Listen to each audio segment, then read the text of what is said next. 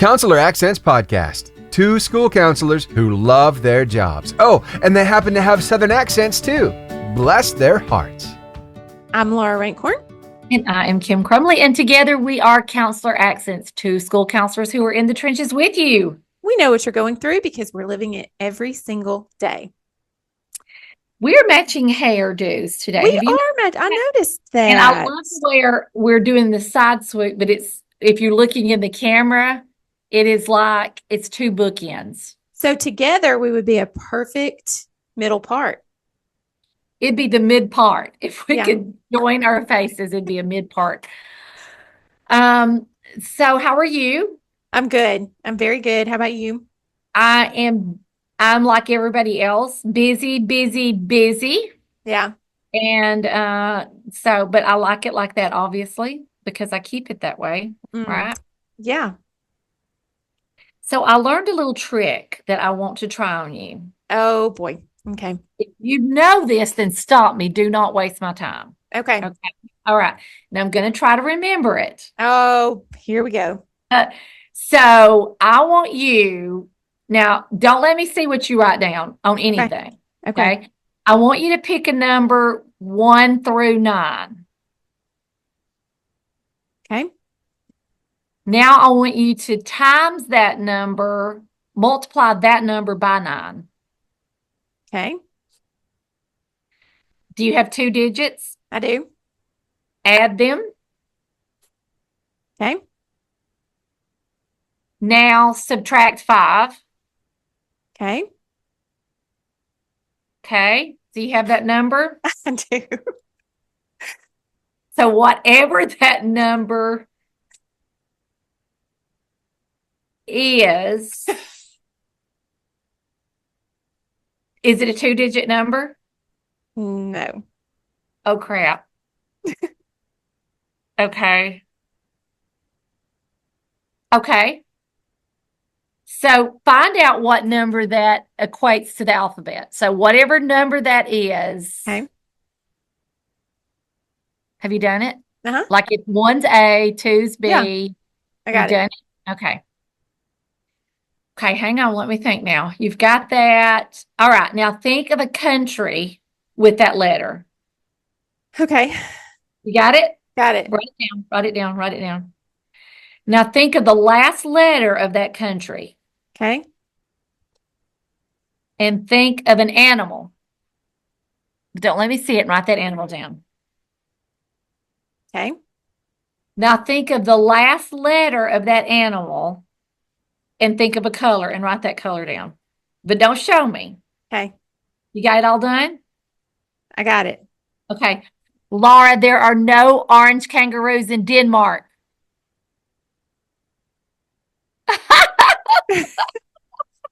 Very good. I did it.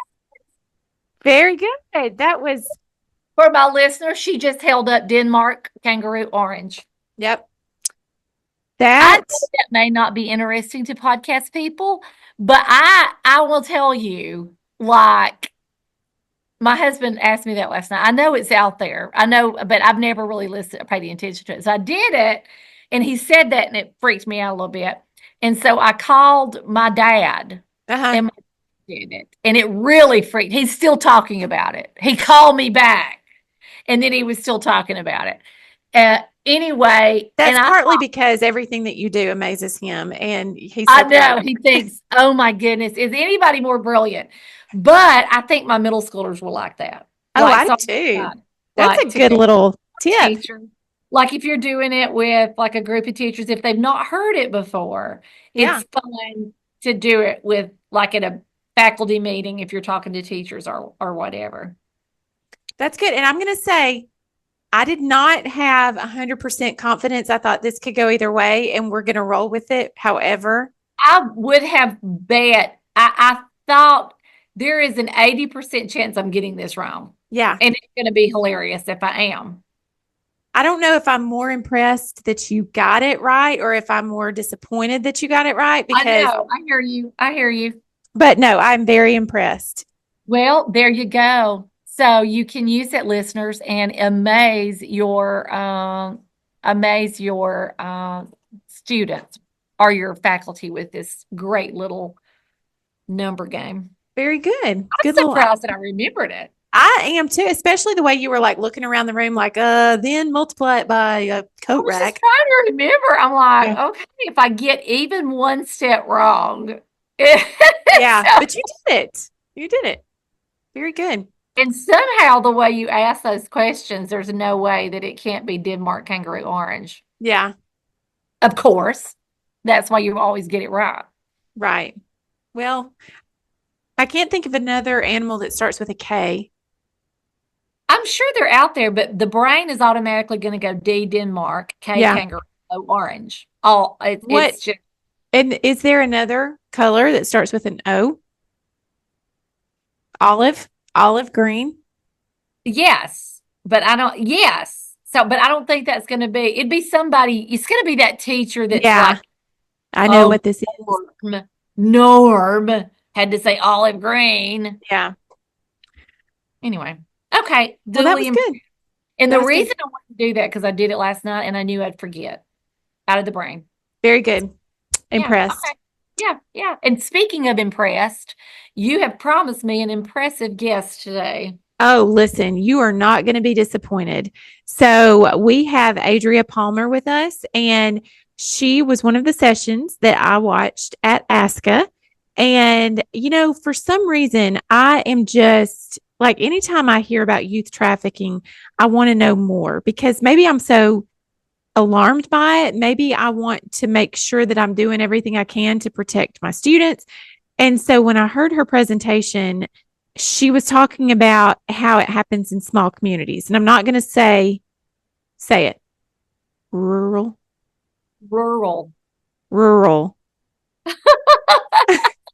Does it sound weird when you say it? Rural. Well, I can't say Massachusetts. I know. And now I've got to beep that out because you just said an ugly word. Rural, but I don't think I have a problem with rural. Do I have a problem saying it? When I say it, Yes, does it? you do. It's like it's like you're, I don't know. Like if I'm going to say it, let me pretend like I'm saying it. And you tell me, like, close your eyes, pretend like it's not me. Okay. In our rural community. It's like you're so heavy on the R's. Rural. It's it's very difficult. What was it that I was saying that you knew I was saying wrong? And it's book. And I didn't know I was saying book. And you're really hard on the R's. Like I'm really heavy on the O's and book. How do I not be so heavy on the R's? I mean, that's like rural. How do you not be heavy on the R's? It's just you are. Rural. I feel like that's just a lazy R. Rural. I think you're trying to make it one syllable. No, I'm trying to make it two syllables. The way in my brain, it's supposed to be rural, 2 syllables, but I'm trying to mimic you. Rural. Oh, it's my fault? It's no, my fault. Let me back up on that. I don't mean you. I mean people who can say it correctly. I was lumping you. Thank you. That's what I meant by that. Yeah. So anyway, I feel like I'm taking away from Adria's intro. I just see your brain and your tongue still trying to say it. I can't. I wish I could. But I had a real hard time with drawer and squirrel for a long time too. I hear you. Yeah. So I have a bracelet for the people who have hard time with R's.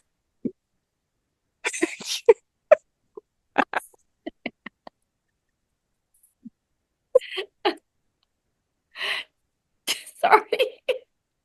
It's an awareness. It's awareness for those people who cannot say squirrel or rural. Or drawer. So anyway, gosh, Adria, I'm so sorry that this is your intro. I feel like we're apologizing more and more to our guests because they deserve more than what we give them in our intro. Mm-hmm. Yeah, and yet I hate myself. Yeah.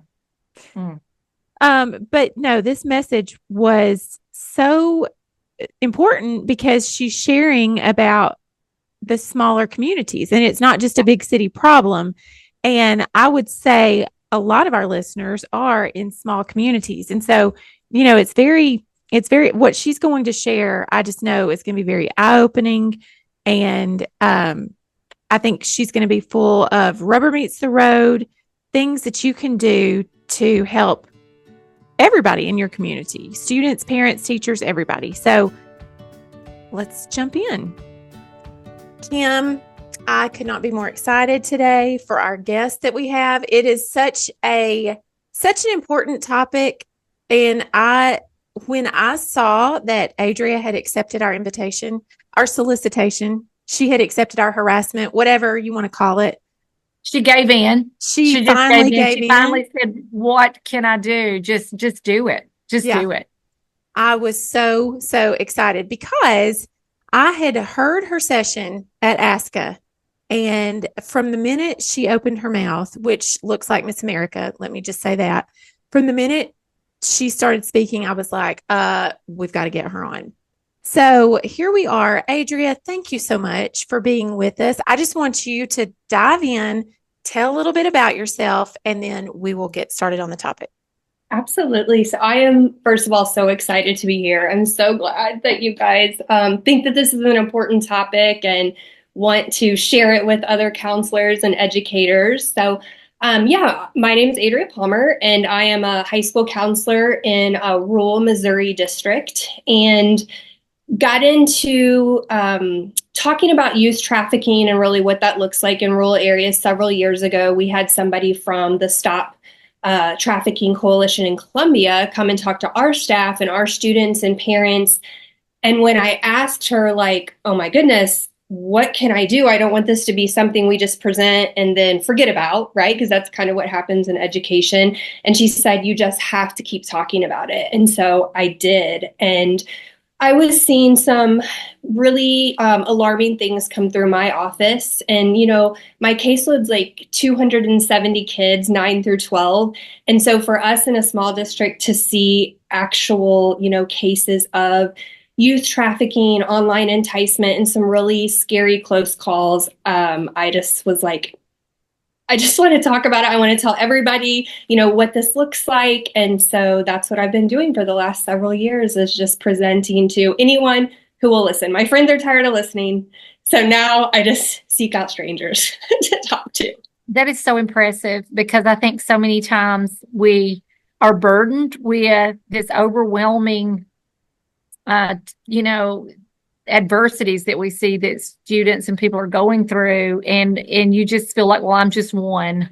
Or I think we're seeing more and more and more apathy. I talk about it all the time as one of the great changes I've seen in education, is just with parents and students, and not everybody, but I think we've been through so much and we've seen so much that there is this great apathy. So for you to actually say, I hear what you're saying, and I'm going to make a difference. And so, that's the stuff. And it's just so super impressive that you've done that. I want to say that to begin with. So, Laura, what's your first question?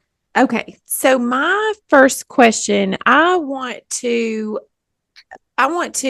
sit on the topic of how you are, and y'all know I cannot say rural. I can't say it. My mouth won't do it. So, but I think that, we hear about trafficking and we think it's a big city thing. The kids think they're exempt. I think a lot of the teachers maybe check out because they think it only happens in big cities. But your topic was more about it happening in the small communities. So let's talk about that and how you discovered that, and let's start there. Yeah, absolutely. So I think that is a huge common misconception that, it's a big city problem. So, for us in Missouri, it's like, oh, that's a St. Louis, Kansas City, Columbia problem, right? But what I found is I was absolutely not. Like, as a teacher, I think we're kind of protected, and we're not privy to confidential information, and so we teach our English and our math, and we don't really necessarily know what's happening with our students. But when I moved from a classroom teacher to the counselor position, I was like, oh my goodness, like this is happening in rural areas. In America, it actually looks different. So in their minds, people are like, oh, they're thinking somebody's been kidnapped or put in a white van, and transported to the city, and that's what that looks like. but it's actually not. In the United States, and in rural areas, 40% of trafficking is familial trafficking. So these children are being trafficked by family members, people that they know. A lot of times, kids will be living in their own home, maybe being trafficked by an older boyfriend or someone they know, and they go home and sleep in their bed at night, and their parents, have no idea that that's going on. Online enticement and sextortion has just skyrocketed in recent years, and our kids just have so much access to technology and social media. And that's where these predators, these traffickers, are luring our kids in. So they're making fake profiles and, pretending to be someone that they're not. The grooming process, the relationships, happens. And so then our kids are now in a situation that they had no idea that that's what was going to happen to them. They're very trusting. And so that's kind of what, trafficking looks like in rural areas, is anything that is any picture or video that is exchanged, or money is made off of that, that's still trafficking. So the child could be living in their home. Like I said, if they're sending pictures and videos and somebody's using that to profit, that's still trafficking. So what are some signs that we can look for as educators? So when I talk to teachers, I talk about just being really good observers, right? And we live in this time where kids, like, there's no filter. Kids will talk about anything in front of their teachers. It didn't used to be like that. So I'm like, observe and, listen to what they're saying. Are they talking about an older boyfriend? Are they talking about getting gifts from someone or meeting someone in person that they, may not know?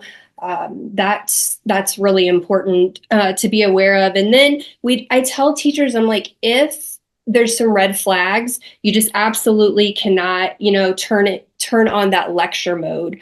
You have to be non-judgmental and just be a good listener. And then if you feel like something's not right, then you turn it into your counselor or your principal or, whoever. Those are some good tips, good training tips. Because I think, sometimes teachers think, well, what do I do? Like, if I do, I don't want to overreact, but these are some good things to look for. And just, it never hurts to run it by somebody else and say, what do you think here? This is what I overheard.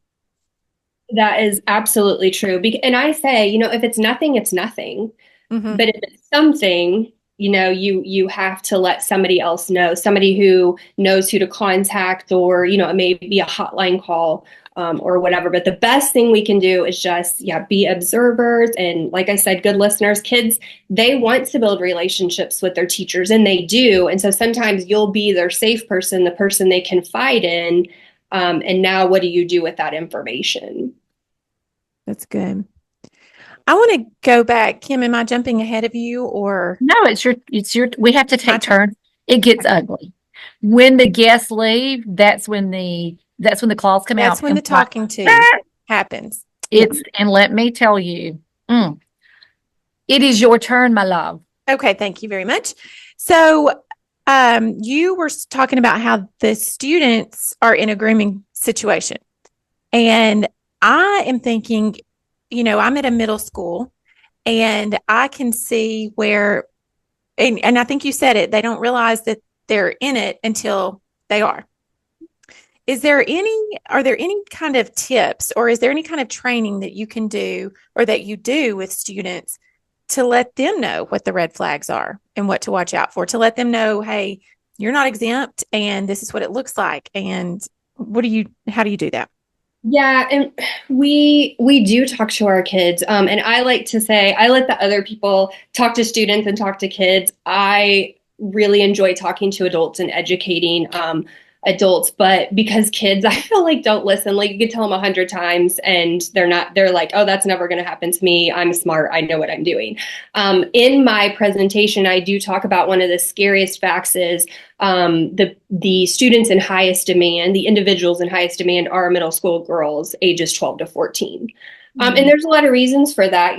They're, of course, on social media. They give out information very quickly and they're very trusting.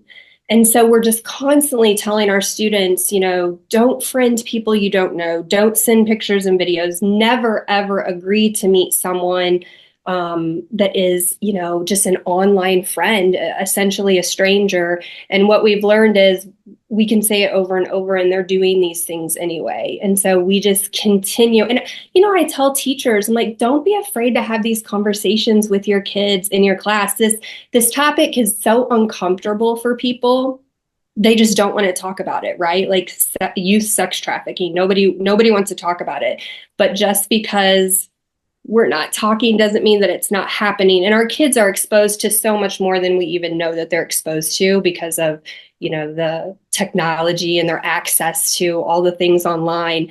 So conversations are great. Continuing to just tell kids, don't give out personal information. You can't trust that these people are who they say that they are, and just be very, very cautious. And I talk to parents like, you've got to know who your kids are talking to online.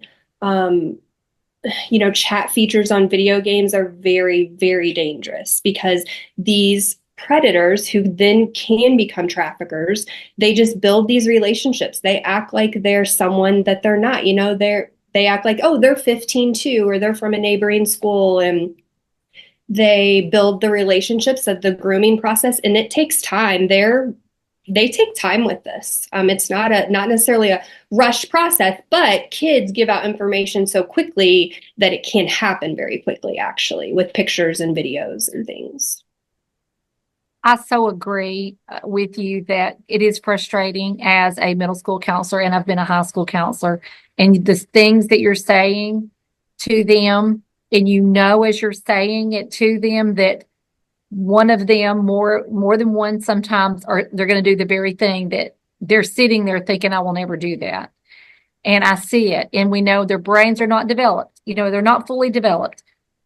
So when you were talking about the parental part of this, we weren't born in this land that these kids live in. And I think a lot of parents think my kids will never do that or would never do that, or they think they're somehow immune. So you touched on it a little bit, but what are those tips, tricks that we can talk to parents that are just those rubber meets the road? This is what you need to be doing. And it is so hard because you want to tell parents, you've got to know who they're talking to online and looking through, their phones sometimes. And I am just as guilty as anyone. Like, my children have heard this, me talk about this for years, and I don't do a good job of knowing who they're talking to online or looking through their phones. My 15-year-old does not understand why I don't let him have the chat feature on the gaming systems. But I think parents believe like, oh, my child would never do that, right? What they don't understand is the child could be completely innocent. They just think like, oh, I'm talking to someone who's a teenager too. And before they know it, they're sending something because, oh, well, they really like me, and they asked me for this, and I want to give them, what they want. And with our middle school girls and boys are not immune. Sometimes they're looking for something, right? So it's a connection with someone, somebody to tell them that, they're pretty or they're smart. And so that's what these predators do. They say all the things that kids want to hear. And before they know it, the kid is, making choices and like you said about brain development, we know our kids' brains are developed. I feel like you've read my presentation slides, right?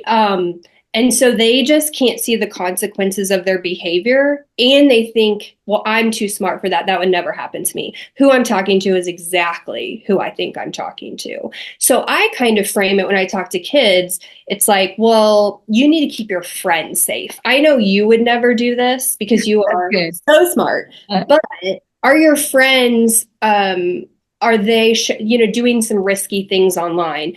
And 9 times out of 10, you will have somebody come in and be like, guess what? Guess what my friend is doing? She's talking to, someone who's older online, or her boyfriend's older. And so sometimes they'll, talk, like rat their friends out, I guess.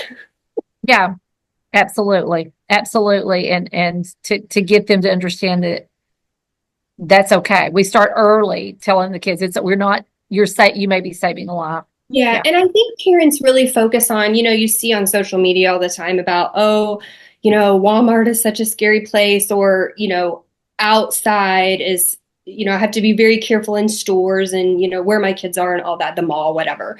But really, it's technology. It is their phone. It is them sitting in their bedroom or, wherever. It's not necessarily out and about. Where these predators are. I like to say, back in the day, predators had to go to the park, right, to see who was unattended at the park. And now all they have to do is get online.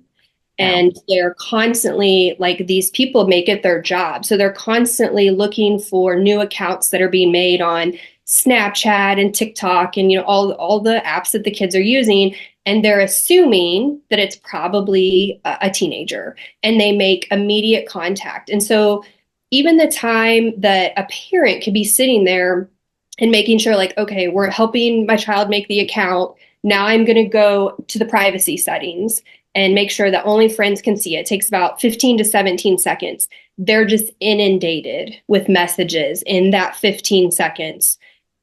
Hey, I see you're new on here. Do you want a friend? Friend request. Are you looking for somebody to talk to in just that short amount of time? So imagine if a parent's not there saying, make sure that your privacy settings are friends only. All those messages they're receiving from people that they don't actually know who they are. Gosh, it's so scary, isn't it? And I know, when you talk to parents, it's probably one of those things where they're having to admit that this danger has entered their home. And so it makes them uncomfortable because, you can lock your doors and you can get a security camera or whatever, but this is something that may already be in their home. And that's a vulnerable thought to have as a parent, that I've allowed this in. So I can see where talking to parents about this is.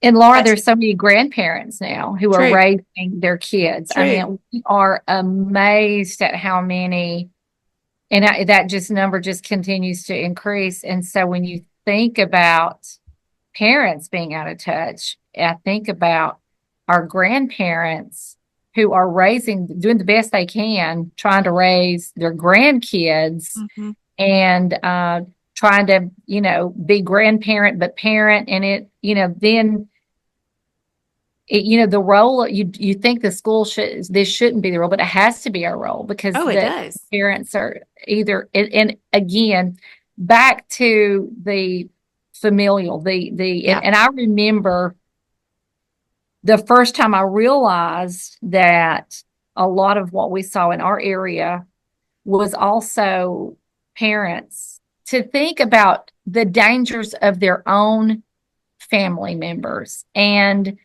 that is such a shame that it seems like that would be a hard nut to crack. Tell me, when it is and I know that happens in our county because I have been told that the number of cases would surprise me. So is that something that you see, that it's actually parents for money, or grandparents, or aunts or uncles? Talk about that just a second. Absolutely. So yes, like I said before, familial trafficking accounts for about 40% of trafficking, incidences. And that is what I have seen the most in my district. In my role as the high school counselor is familial trafficking. And maybe the kids are coming to us through the foster care system. They've been trafficked by their parents and now they've been removed from the home. Or it's happening and then they have to be removed from the home. And these are cases that are really, really hard to identify because the kids are not talking about it.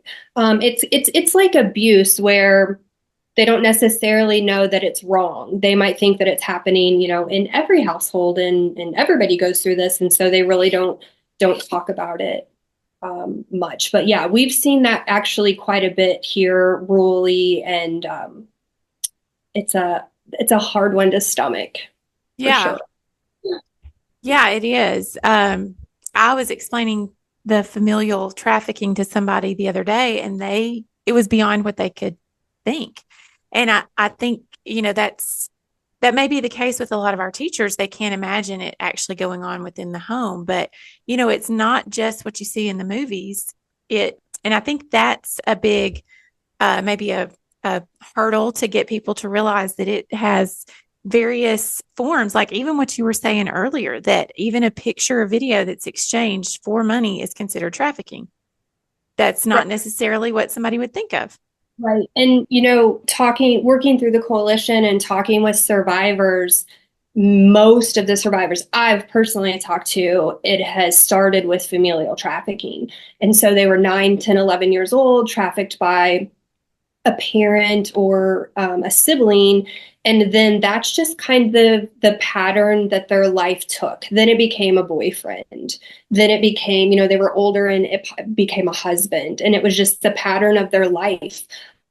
And so I have talked to many more survivors that started with familial trafficking. And then, 20 years later, they're still in the life trying to get out, or have maybe just recently gotten out.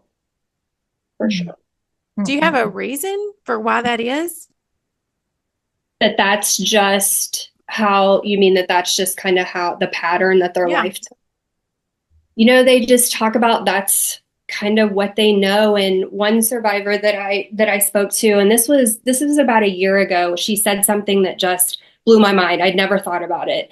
And she said it was so much easier for her. She had a police officer in her life who was continually giving her resources, and she just wasn't ready to take him. So he continued to, bring her coffee or bring her some food and let me know when you're ready. And it took her about a year.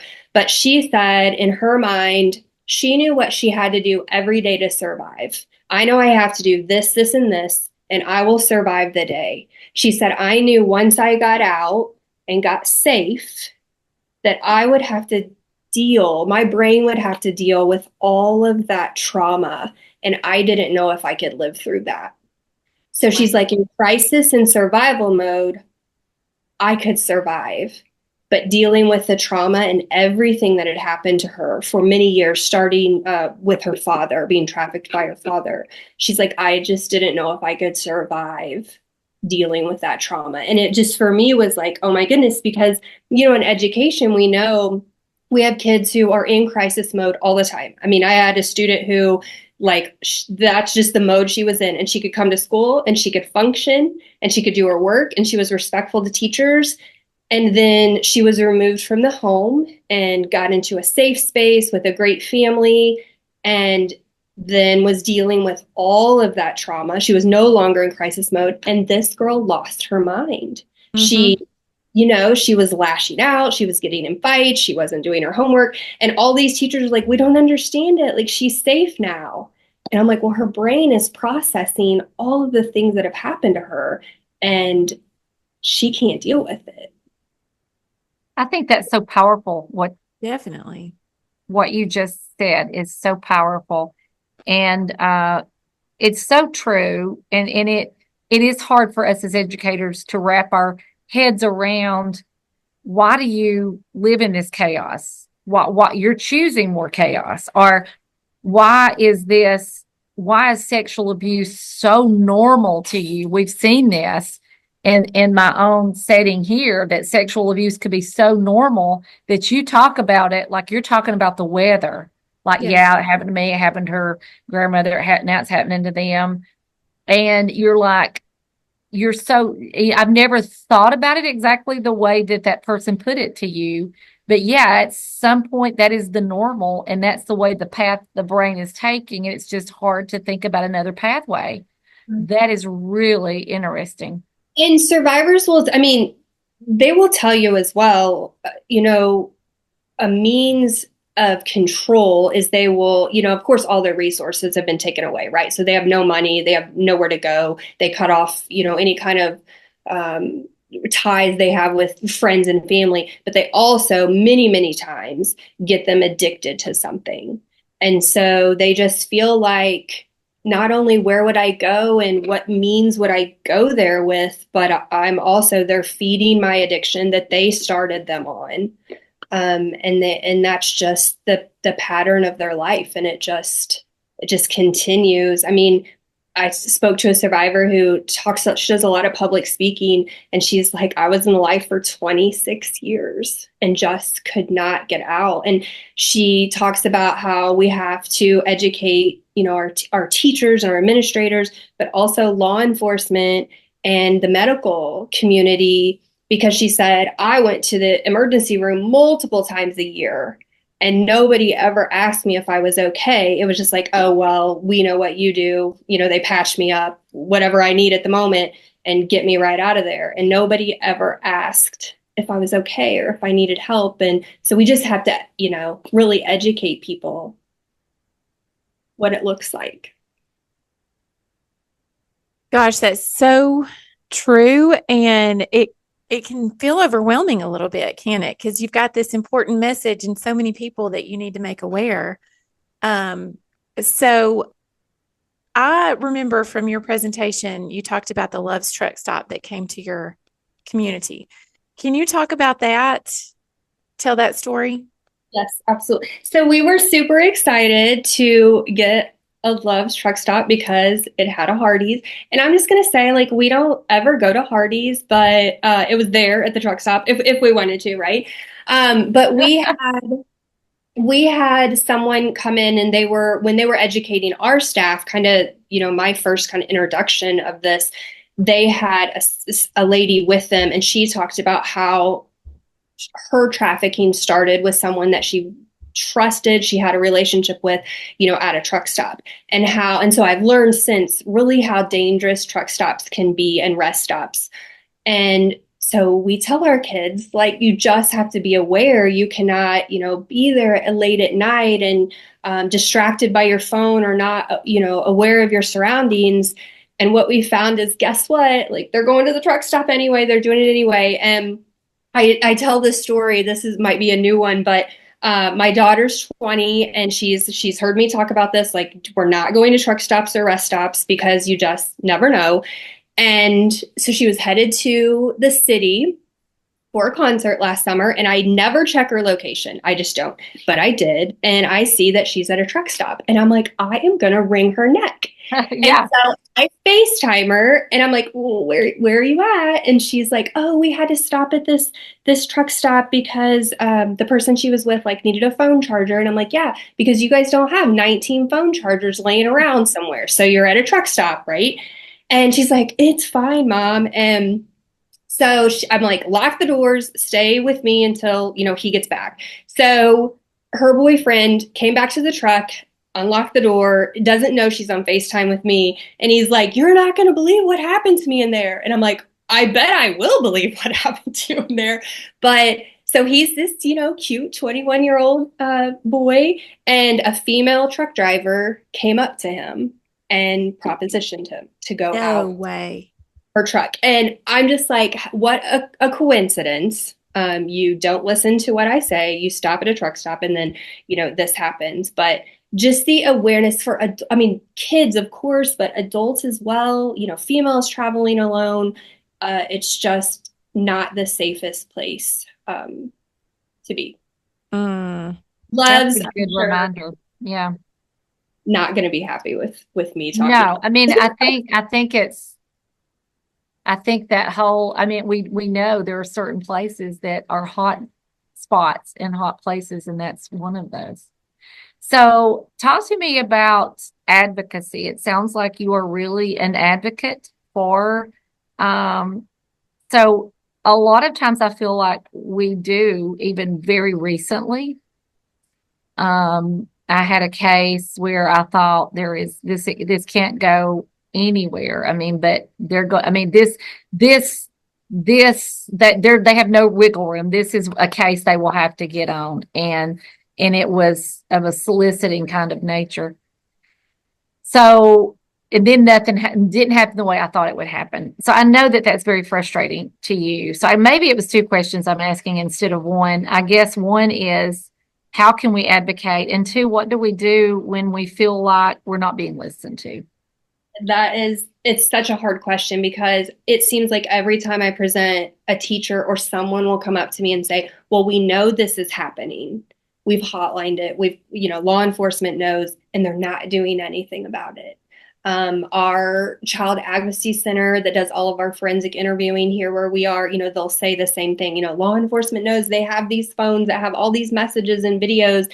And age is an interesting thing because, if a kid is around that 16, 17 years, they're like, well, they're old enough, to know what they're doing. And so a lot of times law enforcement won't get involved. We just have, as far as advocacy, we just have to keep hotlining and we have to keep talking to law enforcement. The prosecuting attorney here just doesn't think that it's a problem in our small community. And I keep, reiterating that, yes, it is. Like, it's coming through my office. Like, I know it's happening.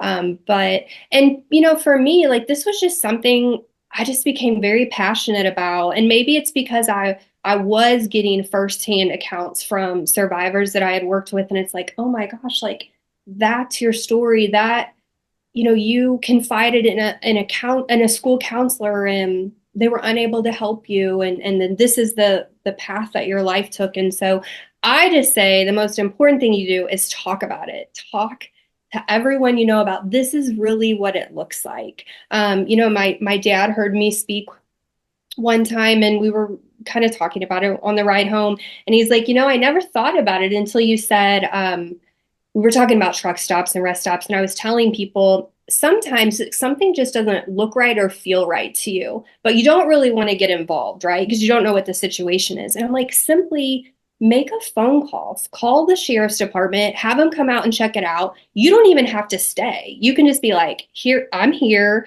Maybe there's this young girl that, looks like she might be lost or unattended or, something just doesn't feel right. Can you come check it out? And you can remove yourself from the situation, but at least you've had them come and see what's going on. My dad said, I never thought about that. He's like, there was a time where you guys were young and we were at a place, had stopped, and he's like, there was a girl there and something wasn't right. I could just tell that she was scared, like just something wasn't right. And he said, you know what I did? Like, I herded you guys into the car and we left. And it never crossed his mind to, like, should I make a call somewhere, right? He would have had to probably plug his bag phone in to make the call. Right. It wouldn't have been as easy. But, yes. But I think it's just like, if you see something, say something to somebody, have conversations. My friends, like I said, I have to talk to strangers because my friends are like, stop talking about it. Stop telling us we can't go, to truck stops or whatever. But it's just like educating people about what it truly looks like, not what they think it looks like from movies or TV. No, like you've said, we've had people come in and talk to the middle school students at my school, and they've given them the statistics and they've told them, don't do this and it could happen to you. But we had people, they came in and they told a story about somebody in our community that it did happen to, and they gave the details and they told it, and the very next day, and Kim knows this, I had a girl come into my office and she said, hey, can you check on this? And it was a situation where a 51-year-old man was playing the long game. I mean, he was playing that. He had been talking to her for a month or two. And, middle school years, that's like dog years. That's like, that's a long time. And so he had been talking to her for a couple of months, posing as a 14-year-old boy. So she's thinking she's building this friendship with this guy. And really, it's a 51-year-old man. And by her coming, and she said, what got me was the story. She said, when they told that story, and I'm thinking, how many times have we given y'all these statistics and everything? But it took that story. And so do you have any stories that you can think of that you could share with us? I have very similar stories to, what you were saying. And that's why when I present, I do try to put stories into my presentation of things that, not that I heard, but that have come through my office that I have personally dealt with, or things that, survivors have told me, well, like, this is my story. And I was working on my ASCA presentation in July, and I had a parent call me very, very upset. And when I kind of got her calmed down and she told me what was going on, one of my students had met some men online. I think she didn't really know who they were. I know she didn't really know who they were at first. She was giving out a lot of personal information, pictures, videos. She ended up going to meet them. She left her home and met them, and was gone for a couple days. So, what happened. The worst happened, right? And luckily, her parents were able to get her back. But it was like that hit me right before ASCA. Like, this is absolutely happening. Mhm. And she's sometimes when we talk about our students that are a higher risk, we'll say, well, poverty puts kids at a higher risk, a history of abuse, several things. But this student was, on the A honor roll, and she was a 3-sport athlete, and she was headed to a really elite summer camp that her mom and dad just couldn't send her to now because they were afraid that she would get a phone, and they would come and pick her up there because her loyalty to them was so strong. She went through months of forensic interviewing and would not give these people up because in her 16-year-old brain, they loved her. They had built that relationship, and she was very loyal to them and very angry at her parents for taking that contact away. And when they went through her room, she had 3 phones that they had not given her, full of text messages and videos and pictures, some taken at school to send to these people. And she just was so loyal to them because there's, that brainwashing and that grooming. Doesn't matter if they're middle school or 16 or 17 years old. She thought that they really cared for her. So that's a story that's just really hit home pretty hard recently. Yeah. And that's tough too, because, you kind of imagine in your mind, whenever you uncover something like this, you imagine the outcome, and that is not the outcome that I would have guessed. I would have thought somebody would be so grateful, but that really sheds a different light on it and gives you some perspective about their frame of mind, I guess, the students. Absolutely. And survivors that are in the life for a long period of time will tell you that loyalty is huge because these traffickers aren't necessarily the ones they're not the ones that inflict the pain. They provide. So they provide food and shelter and clothing, and they don't feel like the trafficker is right, the person who's doing wrong. So the loyalty is just very, very strong. And so think about that. These are maybe adults talking about being in life for a long time, but think about our kids. They do build relationships quickly. They are looking for something, and so they think it's real in those underdeveloped brains, and they just do not want to give that up because this person is making them feel good or important, regardless of what they're being asked to do. Wow. Educate, open our mouths, advocate, all the things. Yeah. And I think this podcast is so important because it's a great reminder that we just can't talk about it enough. We just can't assume it's not happening because it is everywhere. And one's too many. Even if it was one, it's too many. But we know it's more than that.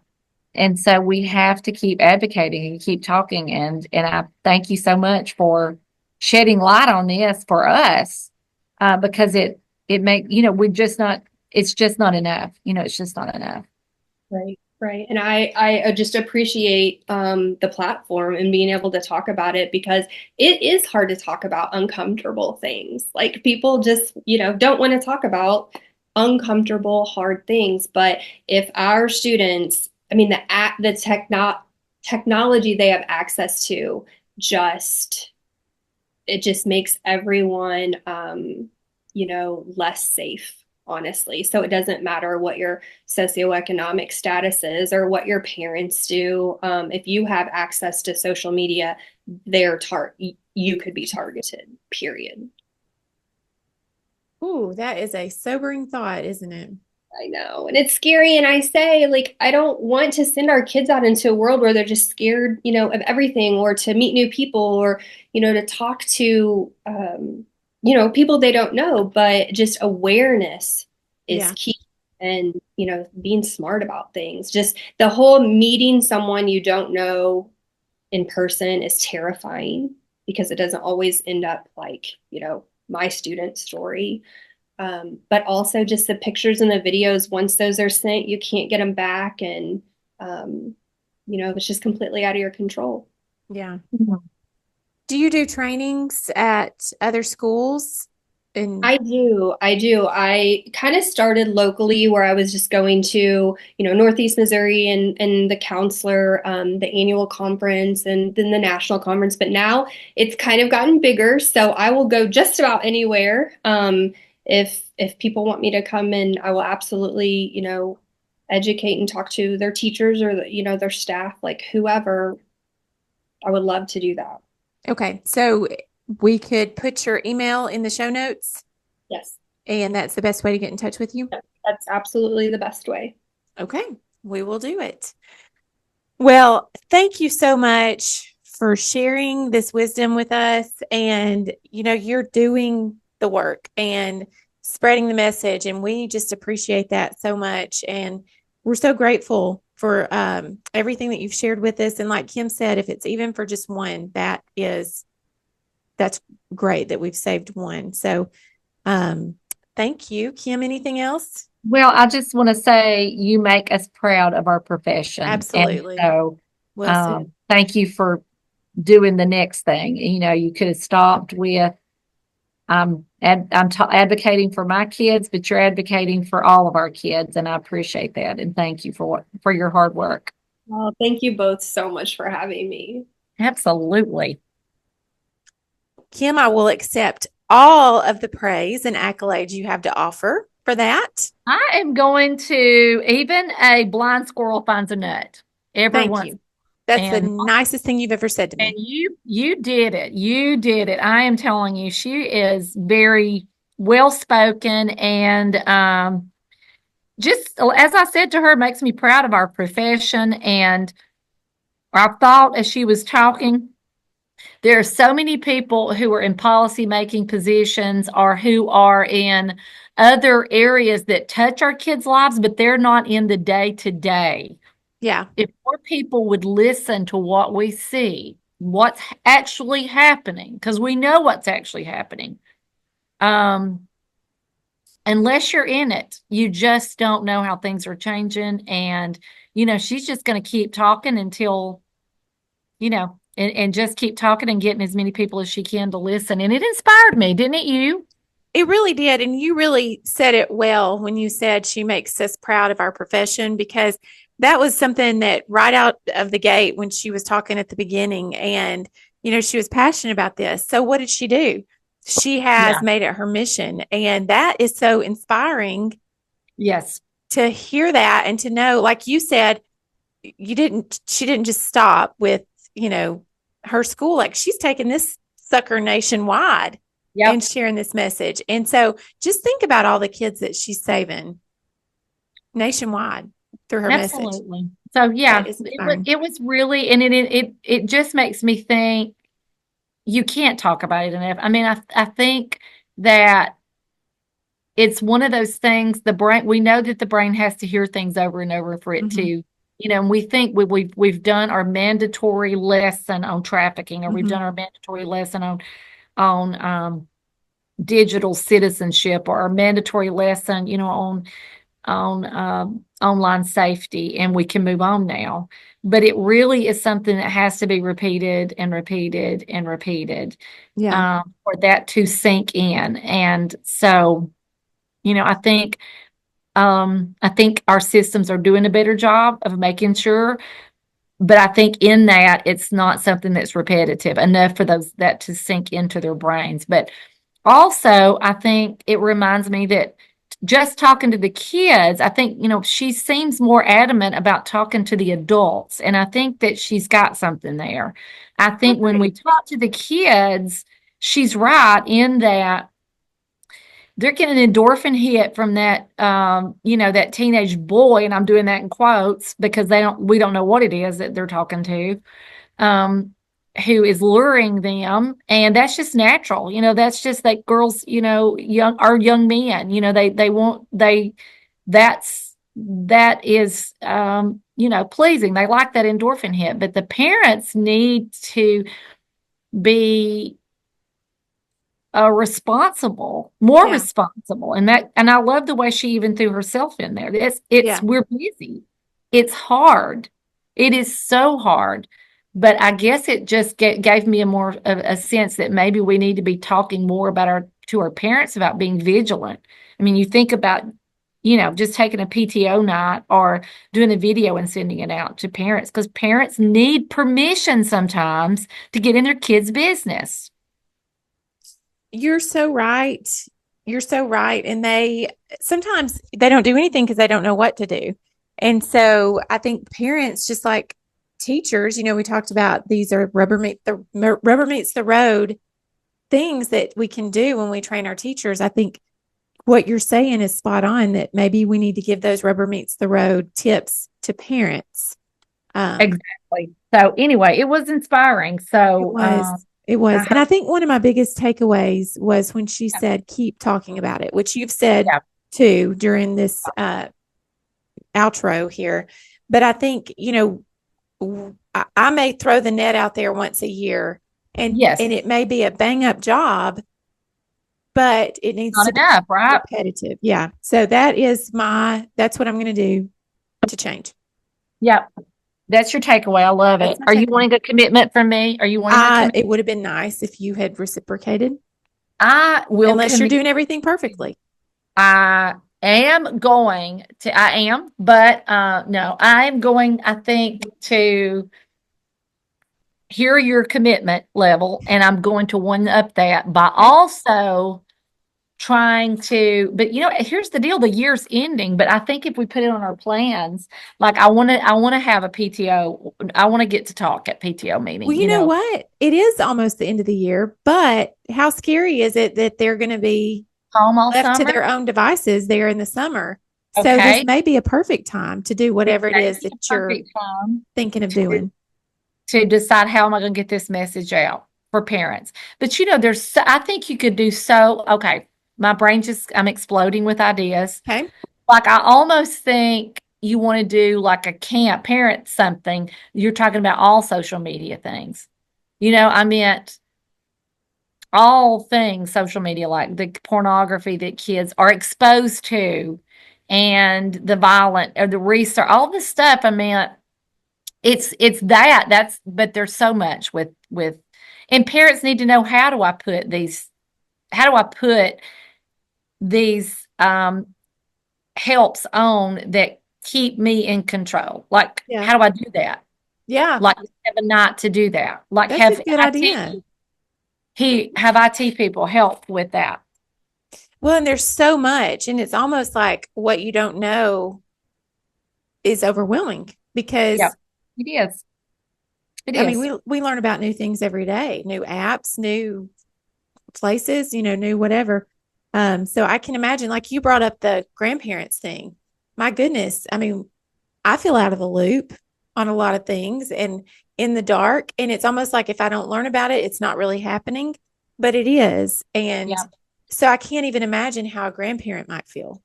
Absolutely. Yeah. So good stuff. Very good job. Very good. Okay. Well, you can like us on Facebook. You can follow us on Instagram. We would love it if you would rate and review this podcast because it does help other people find us. So any other housekeeping closing out? Other than you need to hide the Morton salt behind you. I mean, what are you raising in there? Okay. That's the only housekeeping I have is the literal housekeeping. Housekeeping. Well, why are we going to start there? I mean, I've got more stuff back there that I need to look around. So